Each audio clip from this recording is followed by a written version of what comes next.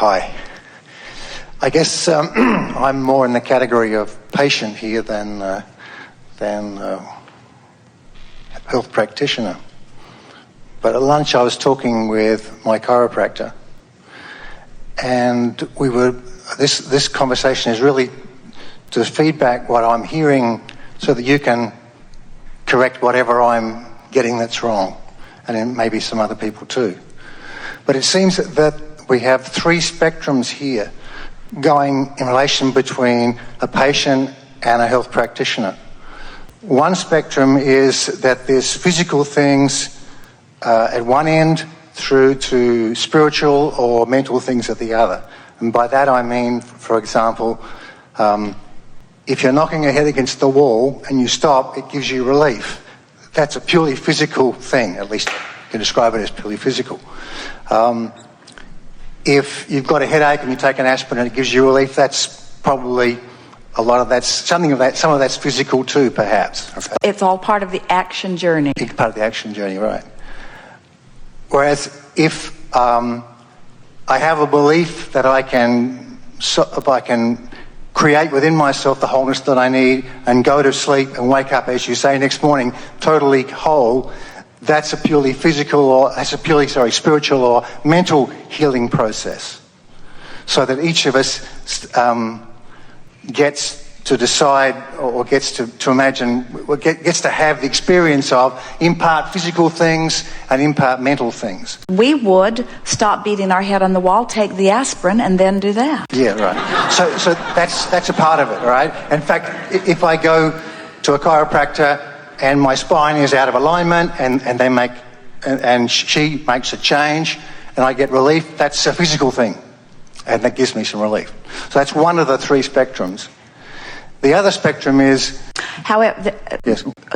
Can you hold your place without losing it? Yes. We think it is a wonderful thing that she can bring you into alignment. We just want you eventually not to need to go back to get it again.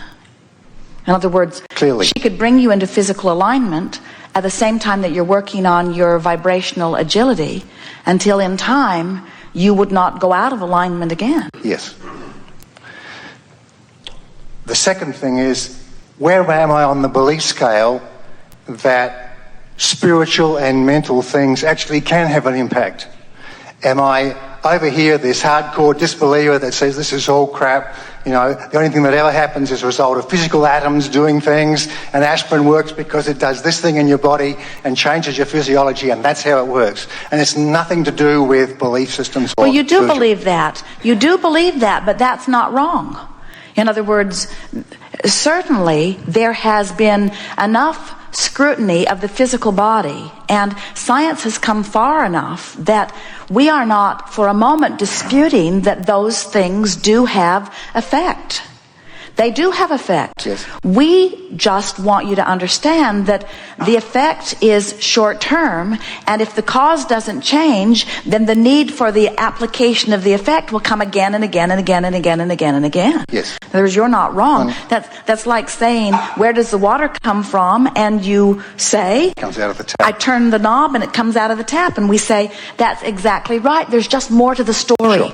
And we do not see your civilization or even your researchers in medicine working very hard to really understand the rest of the story. No. And until they do, then the application of the fix is going to, on the whole, be dissatisfactory to the applicators of it. In other words, physicians want to be of lasting help. Sure. So there's the physical part and the mental part. That's the first spectrum. And there's the second spectrum, is the degree to which I believe that spiritual or mental things make a difference. Well, now that's tricky. It is. And that could be none, or could be, for most of the people here, probably pretty much 100%, right? That they believe that. No, more like 70. Okay. Well, good. And if we were interacting with you and you were on the none end of it, yes, we'd give you a Band-Aid and we'd wish you well. Yes. And we would spend none of our valuable time with you because it would be wasted time. Okay. But if you were leaning at all in the direction of that's why we would love working with the terminally ill, because it's their last ditch effort. Nothing to lose. Usually they apply themselves more diligently. Got it. Yes. Okay. So, and in fact, that brings to mind that when I went to my chiropractor, most of the work that she did initially was all bound up with finding out physically where I was. And she says today that she would spend more time now figuring out where I was on that spectrum mentally in order to maybe work differently with me than she had in the past. Well, whether she knows it or not, she's always been intuitive. And so, and we really want to say that to so many of you. You have much more intuition going on even while you're doing your learned traditional dog and pony show. And you know that. Can't you just feel in your gut which way to go? Do you apply exactly the same process to everyone you see? Or is it a variable depending upon what just feels right to you? And so no one is applying only the specifics, even though there is a regiment in the governmental laws, in other words, the hospital boards and the medical boards that would like to hold you to a standard, but they can't, they'll never be able to. There's too much individuality going on and too much psychic awareness, too much intuition going on. Okay. So we think that she might consciously apply it a little differently, but we do not think that the outcome would have been all that much different. Okay. What do you think? Yes, I think she will change the way she does her tests, I think. She can speak for herself later on, perhaps, and tell you. The third thing is, for those of us that believe in what you're telling us, right? And I pretty much 100% now. Intellectually, I understand that I'm the creator of my own reality. There's no question about that. I'm a little dismayed sometimes at the reality I create, all right? But empowered just the same. But yes? empowered just the same. So the third spectrum is the degree to which I can do the work, your words, the work of creating the right reality out of this soup that I'm, experiencing from day to day. Well, the key to that, and we speak this powerfully to you where you are, and we speak it generally to everyone, but we really want you to hear it. The key to what you're reaching for is making peace with where you are. You're hard on yourself because you create your own reality, and you want to create an increasingly dynamic reality, but you don't do that by feeling lack about the reality that you are creating. That's forking off in the wrong direction. In other words, we've been offering an analogy very recently about every subject is two subjects, and what is really wanted is on one end of the stick and what is really not wanted on the other end. Wellness, illness, prosperity, poverty, clarity, confusion. So when you pick up this subject stick, it's vibrating wherever you last left it. Yes. So you are where you are. Everyone is where they are on any number of subjects. So as you understand that off in that corner out there in the distance is what you really want, and off in that corner out there in the distance is what you really don't want, and in every moment you're marching towards something because you can't stand still. You're offering a vibration, but where's the vibration taking you? Toward what you want or toward what you don't want?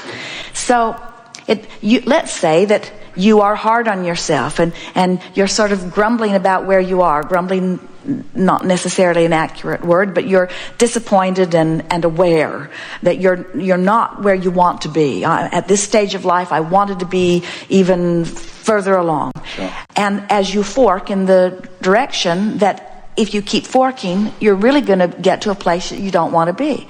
So you just stop in your awareness and you try to correct your direction by choosing something that feels a little better. So you can get a run going where you get on sort of a rampage of improved feeling about a subject, and then something will happen that will sort of take you this way.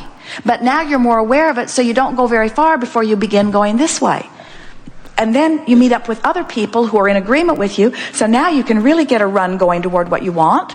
And then something happens on a national level that causes you to go this way a little bit. And then that hooks in with things that you've thought all along about the government and so on. And so you really go this way for a while. But then you get sort of tired of the way you feel, and you begin seeing symptoms of it not being good for you. And so you look at it again and you begin going this way. And before you know it, you're just deliberately listing in the direction, we say, fork off in the direction of what you are wanting.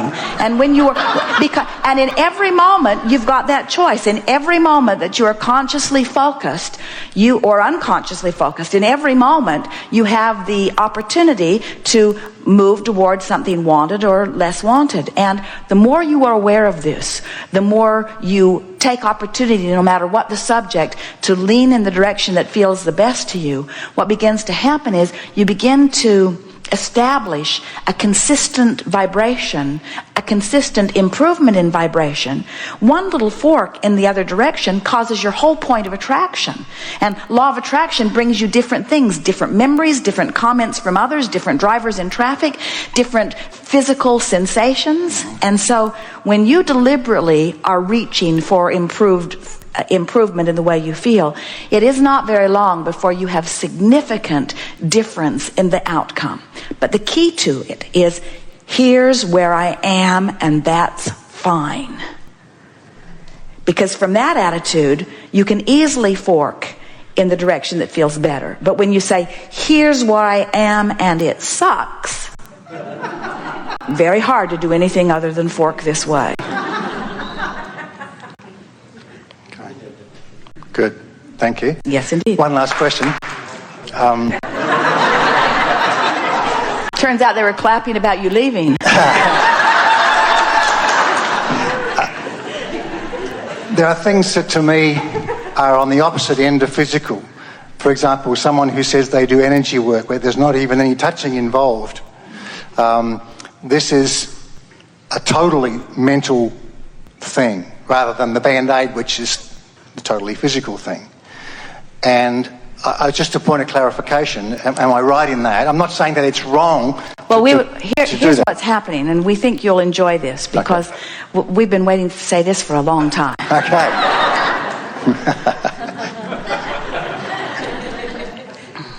The energy work that they're doing is in their own energy, which makes them then a more powerful influencer of the other. Okay.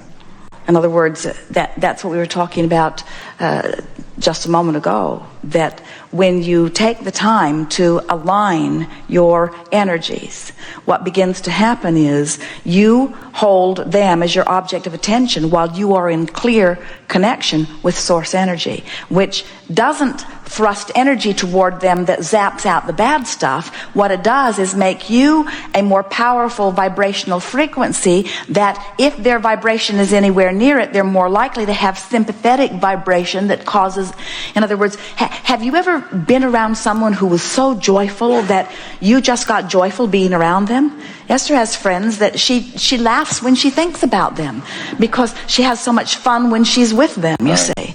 And so that's what's going on. It is the alignment of their energy which makes them influential. It's the power of influence that is present there, not the power of asserting energy. Thank you. One who is in alignment is more powerful than millions who are not. So when you take the time in your 15 minutes that you're not with your client to get yourself into alignment, now as they enter your sphere and you're in alignment, you have the ability to activate within them that which is activated in you. But let's say that you are focused upon what you want for them and then focused upon what they've got going. Now you've got an activation of both of those things, which makes you an influencer of both of those things. And when they walk in and they've only got half that vibration going, really, then you amplify the part of the vibration that you didn't mean to amplify, and that's why they come back year after year after year after year. In other words, you get together and you co-create their illness. Okay. Really good. Got it. Thank you.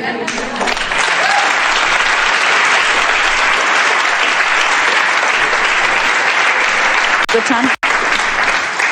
Good time for a segment of refreshment.